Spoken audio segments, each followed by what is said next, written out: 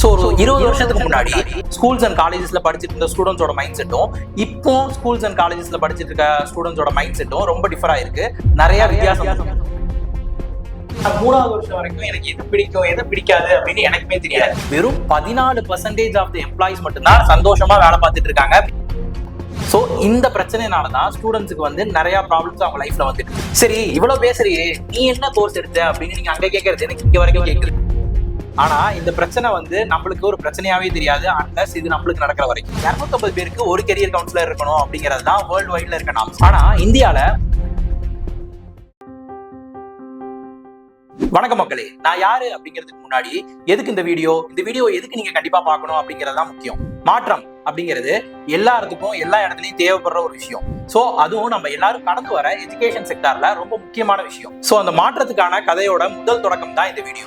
So ஒரு 20 வருஷத்துக்கு முன்னாடி ஸ்கூல்ஸ் அண்ட் காலேஜஸ்ல படிச்சுட்டு இருந்த ஸ்டூடெண்ட்ஸோட மைண்ட் செட்டும் இப்போ ஸ்கூல்ஸ் அண்ட் காலேஜஸ்ல படிச்சுட்டு இருக்க ஸ்டூடெண்ட்ஸோட மைண்ட் செட்டும் ரொம்ப டிஃபர் ஆயிருக்கு.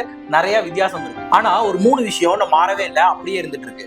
சோ அந்த 3 விஷயம் தான் நமக்கு இப்ப நடந்துட்டு இருக்க பிரச்சனைக்கும், நம்ம சொசைட்டில நடக்கிற பிரச்சனைக்கும், உங்களுக்கு நடந்துட்டு இருக்க ப்ராப்ளத்துக்கும், எனக்கு நடந்துட்டு இருக்க ப்ராப்ளத்துக்கும் ஒரு முக்கியமான காரணம் அப்படின்னா உங்களால நம்ப முடியுமா? நீங்க நம்பலனாலும் அந்த 3 விஷயம் தான் நம்மளுக்கு இருக்கிற எல்லா ப்ராப்ளத்துக்கும் காரணம். சோ அப்படி என்ன விஷயமா இருக்கும் அப்படின்னு தானே யோசிக்கிறீங்க. சோ இதுல முதல் விஷயம் என்ன அப்படின்னு பாத்தீங்கன்னா, lack of career awareness, choosing your career. அதாவது எனக்கு என்ன பிடிக்கும், எது வரும், எதுல எனக்கு எபிலிட்டி அதிகமா இருக்கு, எதுல எனக்கு இன்ட்ரெஸ்ட் அதிகமா இருக்கு, அதை நம்ம எந்த காலேஜ்ல படிக்கணும், எப்படி நம்ம அந்த கோர்ஸை தேர்ந்தெடுக்கணும், எத்தனை டிகிரி ஆப்ஷன்ஸ் இருக்கு அப்படின்னு எதுவுமே தெரியாம, என்னன்னே புரியாம ஒரு டிகிரி எடுத்துட்டு 4 வருஷம் படிச்சு முடிச்சுட்டு ஏதோ ஒரு வேலைக்கு போய் ஒரு இஎம்ஐ எடுத்து வீடு வாங்கி கார் வாங்கி கடைசி வரைக்கும் லைஃப்ல அந்த வேலை நம்மளுக்கு பிடிச்சிருக்கா பிடிக்கலையா அப்படின்னு தெரியாம அப்படியே லைஃபை ஓட்டி முடிச்சிடறோம். 250 பேருக்கு ஒரு கெரியர் கவுன்சிலர் இருக்கணும் அப்படிங்கிறது தான் வேர்ல்டு வைட்ல இருக்க நாம்ஸ். ஆனா இந்தியால 3000 பேருக்கு தான் ஒரு கெரியர் கவுன்சிலர் இருக்கும். ஸோ 3000 பேருக்கு ஒரு கெரியர் கவுன்சிலர் இருந்தும் கெரியர் கைடன்ஸ்லாம் எனக்கு எதுக்கு தேவையில்லை அப்படின்னு போன வருஷம் ஏஏ அண்ட் எம்எல் கோர்ஸ்ல லார்ஜ் நம்பர் ஆஃப் ஸ்டூடெண்ட்ஸ் போய் ஜாயின் பண்ணிருக்காங்க.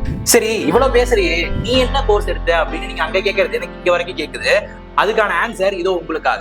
ஸோ நான் 2014 என் 12th முடிச்சேன். 12th முடிச்சுட்டு என்ன பண்ணலாம் அப்படின்னு நான் யோசிச்சுட்டு இருக்கும்போது தான் எங்க ஸ்கூலுக்கு ஒரு நல்ல பர்சனாலிட்டி வந்து ஸோ 12th அப்புறம் பி சிவில் பண்ணா ரொம்ப நல்லா இருக்கும் அப்படின்னு சொல்லியிருந்தாங்க. நாங்க படிச்ச டைம்ல 2014 சிவில் தான் வீக்ல இருந்துச்சு. ஸோ அந்த பி சிவில் நான் படிக்க ஆரம்பிச்சேன். ஸோ எனக்கும் 3rd இயர் வரைக்கும் எனக்கு எது பிடிக்கும் எது பிடிக்காது அப்படின்னு எதுவுமே தெரியாம தான் படிச்சிட்டு இருந்தேன். ஸோ 3rd இயர்ல பிளேஸ்மெண்ட் ப்ரோக்ராமுக்கு ஒரு ட்ரெயினர் எங்க காலேஜ் வந்திருந்தாங்க. ஸோ அந்த காலேஜ்ல எங்களுக்கு வந்து லைக் பேசுறதுக்கான ஒரு ஆப்பர்ச்சுனிட்டி எல்லாருக்குமே கொடுத்தாங்க. யாரெல்லாம் இன்ட்ரெஸ்ட் இருக்கோ அவங்களாம் வந்து டைரக்டா பேசலாம், ஸ்டேஜ் ஏறி பேசலாம் அப்படின்னு சொல்லியிருந்தாங்க. எனக்கு பயமா இருந்துச்சு, ஆனா அதே நேரத்துக்கு ஓகே பேசலாமே அப்படின்னு ஒரு தாட்டும் இருந்துச்சு. சோ அந்த தைரியத்தை வர வச்சுக்கிட்டு போய் நின்று பேச ஆரம்பிச்சேன். அது வரைக்கும் நான் ஸ்டேஜ்ல பேசினதே இல்லை, ஸ்டேஜ் ஏறினதுமே கிடையாது.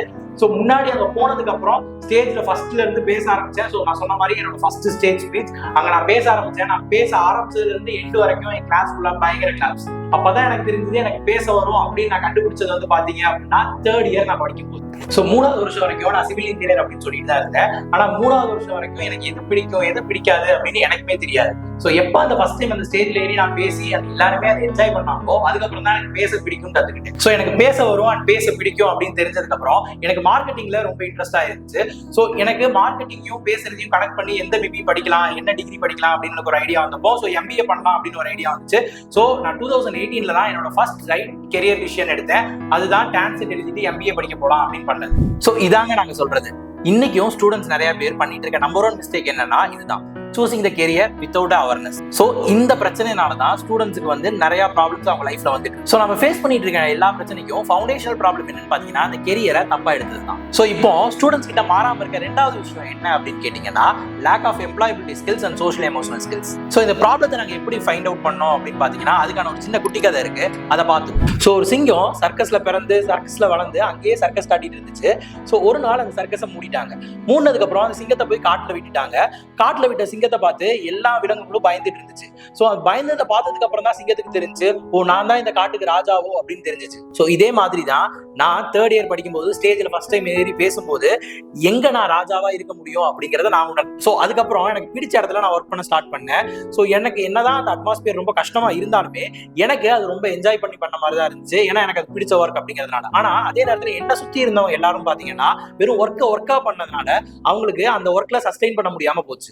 சோ இது ரிலேட்டடா நாங்க எம்ப்ளாயி ரிசர்ச் பண்ணும்போது இந்தியால soft skills, life skills and social emotional skills அப்படிங்கிற ஸ்கில்ஸ்ல எல்லாம் இந்தியன் எம்ப்ளாயிஸ் ரொம்ப லேக் ஆனாங்க அப்படிங்கிறது எங்களுக்கு தெரிய வந்துச்சு. ஸோ இந்த ஸ்கில்ஸ்லாம் மக்கள் கிட்ட இல்ல அப்படின்னு நாங்க சொல்லுங்க. இப்ப வந்திருக்க நிறைய ஸ்டாட்டிஸ்டிக் ரிப்போர்ட் தான் சொல்லுது.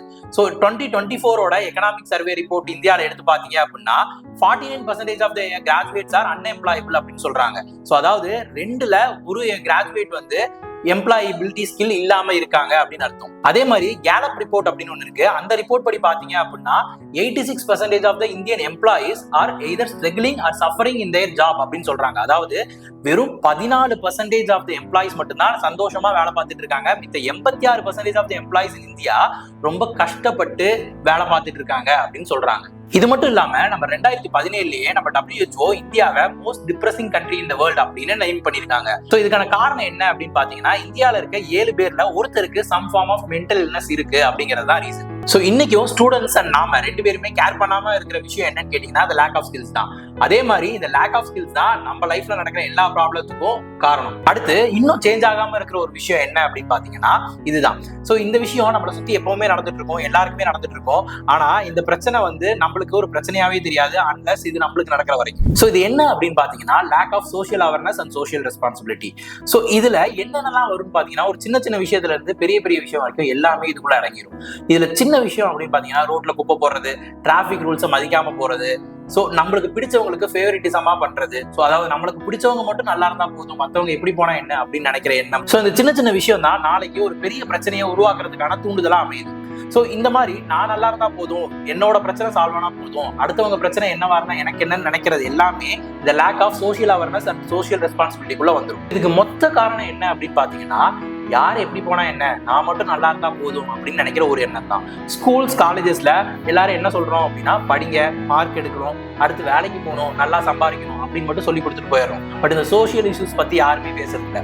இது ஒரு பெரிய பிரச்சனையா வரதுக்கான காரணமா இருக்கு அப்படின்னு யாருமே சொல்லி கொடுக்கறது கிடையாது. சோ நான் மட்டும் நல்லா இருந்தா போதும் அப்படின்னு நான் மட்டும் நினைச்சா பிரச்சனை இல்லை. ஆனா எல்லாருமே நான் மட்டும் நல்லா இருக்கணும் அப்படின்னு நினைக்கிறதுனாலதான் இது வந்து ஒரு பெரிய சோஷியல் இஷ்யூவா உருவாகுது. சோ இதெல்லாம் எனக்கு எதுக்கு, நான் எதுக்கு சொசைட்டியை நல்லா வச்சுக்கணும் அப்படின்னு நினைச்சீங்கன்னா நீங்க நல்லா இருக்கணும் அப்படின்னாவே கண்டிப்பா சொசைட்டி நல்லா இருக்கணும். ஏன்னா நீங்க இருக்க போறது அந்த சொசைட்டில தான். வேர்ல்ட் ஹாப்பினஸ் இண்டெக்ஸ் ரிப்போர்ட் 2024 படி இந்தியா 126வது இடத்துல இருக்கு.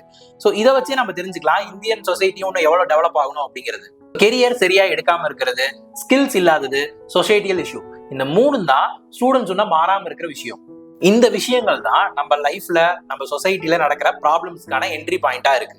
சோ இந்த விஷயங்களுக்கான சொல்யூஷன் என்ன அப்படின்னு பாத்தீங்கன்னா கெரியர் கைடன்ஸ் கொடுக்கறது, soft skills, life skills training கொடுக்கறது அண்ட் சோஷியல் அவேர்னஸ் கிரியேட் பண்றது. பட் இது 3 தான் ஆல்ரெடி நிறைய பேர் பண்ணிட்டு இருக்காங்களே, ஆனா ஏன் இன்னும் ஸ்டூடெண்ட்ஸ் மத்தியில இது பெருசா ரீச் ஆகல, இல்ல ஏன் ஸ்டூடெண்ட்ஸ் வந்து புரிஞ்சுக்கல அப்படின்னு நாங்க யோசிச்சோம். சோ இதுக்காக எங்க டீம் நிறைய டீச்சர்ஸ்ட, ஸ்டூடெண்ட்ஸ்ட, எம்ப்ளாயிஸ்ட பேசியிருந்தோம். அது மட்டும் இல்லாம நிறைய ரிசர்ச் ஸ்டடிஸ், கேஸ் ஸ்டடிஸ் எல்லாம் எடுத்து அனலைஸ் பண்ணோம் அண்ட் நிறைய சர்வேஸ் கண்டக்ட் பண்ணியிருந்தோம். சோ இது மூலமா நாங்க என்ன கண்டுபிடிச்சோம் அப்படின்னு பாத்தீங்கன்னா இது எல்லாமே எல்லாத்துக்குமே கிடைக்குது, ஆனா எதுவுமே சரியான நேரத்துல, சரியான இடத்துல, சரியான விதத்துல கிடைக்கிறது கிடையாது அப்படிங்கிறது தான். சோ இதுதான் ப்ராப்ளம் அப்படின்னு ஸ்டூடெண்ட்ஸ் கிட்டையும் பேரண்ட்ஸ் கிட்டையும் சொல்லி தரதுக்கு சரியான ஆள் இல்லாததான் நம்ம சொசைட்டில இருக்கிற பெரிய பிரச்சனை.